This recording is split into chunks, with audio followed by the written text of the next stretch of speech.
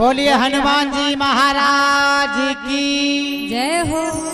आइए एक छोटा सा बागेश्वर धाम महाराज जो पद यात्रा दिल्ली से लेकर वृंदावन की ओर की तरफ जा रहे हैं। हिंदू एकता, एकता का मतलब भारत को गजवाई हिंद नहीं भगवाई हिंद होते हुए देखना। लोग हमसे कहते हैं, बहुत से बुद्धिजीवी खूब फोन से पूछते। अभी कल एक बुद्धिजीवी हमारे बगल में बैठे थे, बड़े माइंडेड हैं, उन्होंने IIT कर रखी है किसी बहुत बड़े कॉलेज से। उन्होंने कहा कि इससे होगा क्या? हमने कहा ये बताओ, गजवाई हिंद से क्या होगा? तो उनको बड़ा बुरा लगा। बोले नहीं नहीं, हम तो दोनों के ही पक्ष में नहीं, हम तो थोड़ा अलग माइंड के आदमी हैं। हमने कहा तुम अपसेट माइंड के आदमी, तुम्हारी बुद्धि खराब है, तुमको ज्ञान का कीड़ा काट रखा है, सेक्युलरिज्म का कीड़ा काट रखा है। बोले हाँ मैं वही कहना चाहता हूँ, मैं सेक्युलर हूँ। हमने कहा ठटरी के बड़े, ना तुम इधर हो ना तुम उधर हो, बीच के हो। बीच का कौन होता है समझ उसको और बुरा लगा, भड़बड़ा गया। बोले आप हमें बनाना क्या चाह रहे हैं? हमके जय किन्नर भगवान। फिर तो इतना भड़क गया, इतना भड़का, पूरी पदयात्रा में कुछ नहीं बोला। हमने 2 बार चाय दी, चुपचाप पी ली उसने। तो बेटे चाय पी और राय ले, और देश में रहना है, हमारे साथ चलना है, तो चाय भी ले और चर्चा गाय की करे। फिर वो जाने लगा, तो फिर हमने उसको कहा, हम कहा my dear you come here, ठटली के लिए इधर आओ। बोले हाँ। हमका सुनो, हम इस देश में एकता क्यों चाहते? यही कीड़ा है ना तुम्हारे अंदर। उत्तर सुनो, कुछ लोग इस देश के तिरंगा में चांद देखना चाहते, हम चांद पर तिरंगा देखना चाहते, बस ये चाहते हैं। बोले इससे क्या होगा? हमकी एकता से यदि कास्टिज्म शून्य होगा, राष्ट्रवाद बढ़ेगा। कास्टवाद शून्य होगा तो जातियों में बटे हुए व्यक्ति ऊंच नीच, अंगड़ा पिछड़ा, जात पात की लड़ाई में अपनी एनर्जी खत्म करने की बजाय राष्ट्र को आगे बढ़ाने में अपनी ऊर्जा को लगाएंगे, भारत विश्व गुरु बनेगा। हम ये करना चाहते हैं। आज भी गांव में कई विवाहों में घोड़ियों पर नहीं बैठने दिया जाता। आज भी गांव में भेदभाव के नाम पर बांट दिया जाता।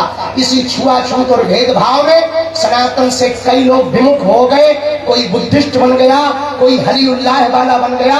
सनातन की सबसे बड़ी कमजोरी है, इस्लाम धर्म को कोई स्वीकार करे तो तुरंत चच्चा जान हो जाता है, अम्मी जान हो जाता है। कोई ईसाई बने तो वो सर, मिस्टर, सिस्टर हो जाता है। पर कोई हिंदू धर्म में रहे तो या तो वो जाट हो जाता है, या बर्मा रहता है, या शर्मा रहता है, या क्षत्रिय रहता है। हम ये कहना चाह रहे, न तुम बर्मा रहो, न शर्मा रहो, न क्षत्रिय रहो, न वैश्य रहो, न शूद्र रहो। तुम पहले हिंदू रहो, तुम पहले हिंदुस्तानी रहो, बाद में कुछ भी रहो। इसलिए एक बात और हम अपनी बात विराम करने के पहले कहें, वो दिन दूर नहीं जब तुम्हारे गली मोहल्ले में भी बम फूटेंगे, उनके डॉक्टर भी फोड़ते और अपन नारियल फोड़ फोड़ के मरे जाए। गलत बात देखो, उनमें और हमें कितना अंतर है। वो बम फोड़ने पर भरोसा करते, हम लोग नारियल फोड़ने पर भरोसा करते। इसलिए वो मार देते, हम लोग गिनती करते रहते, हम लोग गिनती भर करते रहते। हमने स्पष्ट रूप से इस्लाम धर्म की पूरी कौम से कहा कि तुम हमारे विरोधी नहीं हो, न हम तुम्हारे विरोधी हैं। और यही वो हिंदुस्तान है कि बंटवारा जब हुआ, ये बात बहुत दृढ़ता पूर्वक सरदार वल्लभ भाई पटेल ने अपने भाषणों में कही है। वल्लभ भाई पटेल ने 1947 के बाद कहा कि इस देश में, हिंदुस्तान में रहने वाले आधे से ज्यादा मुसलमानों ने जिन्ना के साथ खड़े होकर के पाकिस्तान की मांग की थी। पर दुर्भाग्य ये है, जिन्होंने मांग की थी वो सबके सब पाकिस्तान नहीं गए। जब तुमने मजहब के नाम पर देश मांगा तो तुम्हें जाना चाहिए, कोई बात नहीं, रह गए और अच्छी बात है। हमारा तो वसुदेव कुटुंबकम का सूत्र है, हमारा तो वन वर्ल्ड वन फैमिली का सूत्र है, एक विश्व एक परिवार का सूत्र है। तुम रह गए, कोई दिक्कत नहीं। पर एक बात हम अन्य देशों से आए हुए रोहिंग्यास, बांग्लादेशी शरणार्थी जितने भी हमारी बात को सुन रहे हैं टीवी के माध्यम से, हम एक बात तुमसे कह दें, कान खोलकर सुनो, भारत एक देश है, कोई धर्मशाला नहीं है।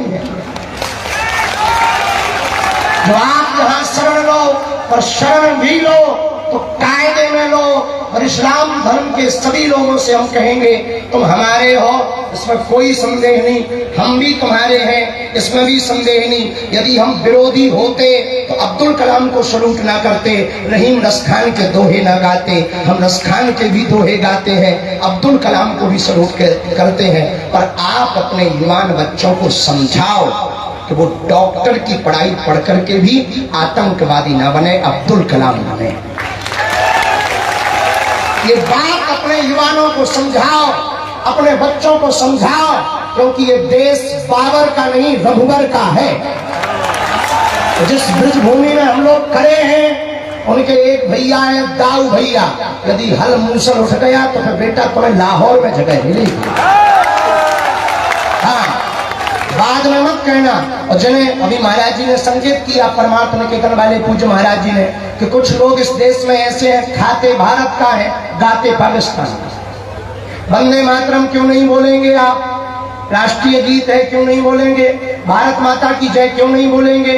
भारत मातृत्व प्रधान देश है, यहाँ गाय को भी माता कहा जाता, गंगा को भी माता कहा जाता, यमुना को भी माता कहा जाता, गायत्री को भी माता कहा जाता, और हमारे देश को भी भारत माता कहा जाता है। फिर आप जय क्यों नहीं बोलोगे? तो कुछ मजहबी कट्टरपंथी कहते नहीं हम जय नहीं बोलेंगे, ठटरी के बरे। तो फिर तुम रहते कहाँ? लाहौर की टिकट कटवा लो, फ्लाइट ले लो बेटा।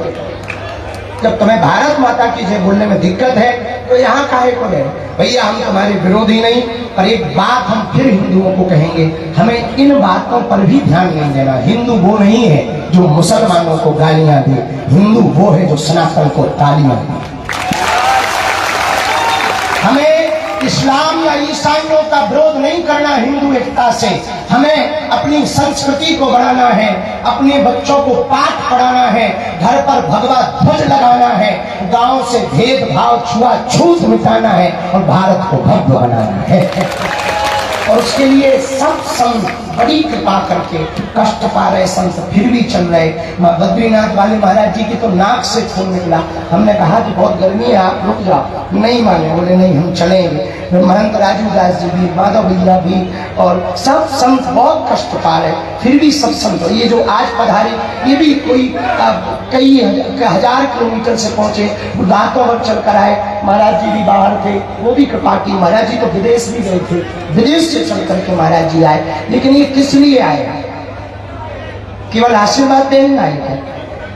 आशीर्वाद देने तो आए हैं, ये बताने आए हैं कि भारत को एक करने के पहले हम साधु समाज को एक कर चुके। हमारे सब महापुरुष एक साथ इसलिए खड़े हैं, सब संत एक साथ इसलिए खड़े हैं कि ये जो काम है ये देश के लिए है, ये जो कार्य है एकता का आने वाली पीढ़ियों के लिए है। हमारी हाथ जोड़कर प्रार्थना है सभी पदयात्रियों से, आप घर जाएं, ये विचार लेकर जाएं, भारत को छुआछूत भेदभाव मुक्त बनाएंगे। कोई पूछेगा तो परिचय हिंदू और हिंदुत्व बताएंगे, घर पर भगवान लगाएंगे, माथे पर टीका लगाएंगे ताकि सनातन टीका ना हो, और जब किसी हिंदू पर कोई विपदा आएगी तो सबसे आगे आएंगे।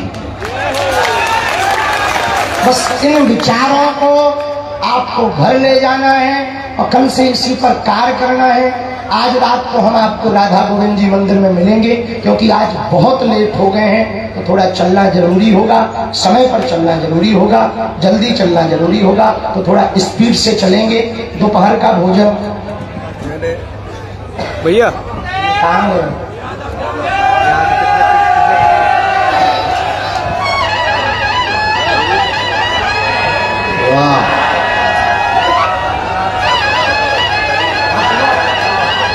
से होना है। ब्रज में प्रवेश किया, ब्रजवासियों ने खूब आशीर्वाद दिया, और जब चलते हैं तो खूब ब्रज रज उड़ गई, और अपन लोगों तो रज दिल्ली से ही मिल रही है। अब तो बड़ी कृपा है श्री